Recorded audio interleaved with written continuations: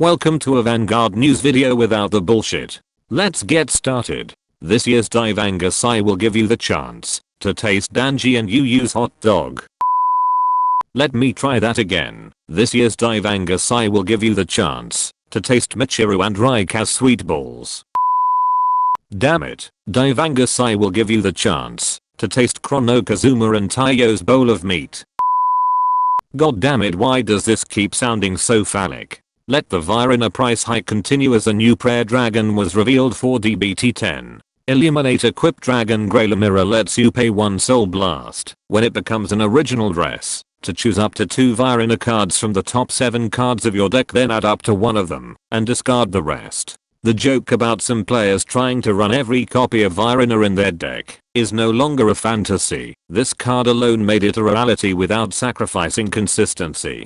Time to begin polishing your Easter eggs as shiny as a gem, because 3 new support for Wilista have been revealed for DSS-05. Full marks for exhilarating energy. Trixie while on rear guard gets 5k power if you played a gem order this turn and your opponent's Vanguard is grade 3 or higher. And when she's placed on rear guard, you can put a card from your hand into your soul if you have a grade 3 or higher Wilista Vanguard, to add up to 2 grade 3 Wilista cards with different original names from the top 5 cards of your deck. You draw a card instead if you didn't add any card. Is this the beginning of the lyrical Monasteria can do everything but better meme?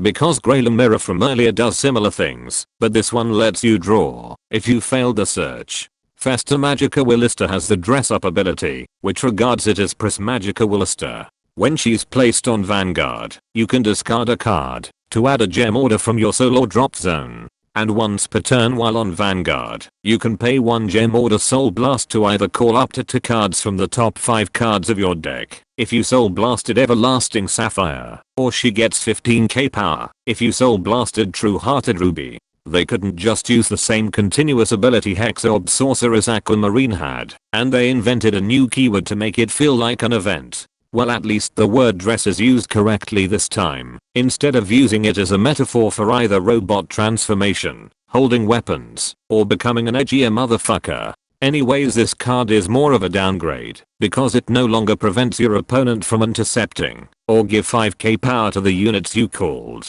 But on the upside, you can use both abilities thanks to the next card. Crossing Illuminaries is a normal order card that is regarded as both True Hearted Ruby and Everlasting Sapphire. You can only play this card if you have a Wilista Vanguard, which makes you put it into your soul to draw a card, then give your Vanguard 5k power and an auto ability if your opponent's Vanguard is grade 3 or higher. That lets you pay 1 counter blast and 1 grade 3 Wilista soul blast when your Vanguard attacks to stand 1 of your rear guard. But you can no longer play any order cards this turn. This honestly feels like you're playing for the dual gem name instead of the actual ability. It's more of a bonus. And the last part that prevents you from using any more order is redundant, since a card like Ottilie would force you to use True Hearted Ruby first before playing this card anyway. Or am I missing something? Finally, get your scabbard and sheaths ready, ladies. Talcon Randu is back in Vanguard in DTB07. It will have all your favorite husbando in what seem to be in their extreme forms that you'll get in their game for this year. And they'll have a new mechanic called smithing and kiwami training. Guess that someone needs to reforge their swords so they can fit in your tight scabbards and sheaths. And that concludes this Vanguard news video. Be sure to subscribe and let me know in the comments if Divanga Sai's carton of fries is outright highway robbery.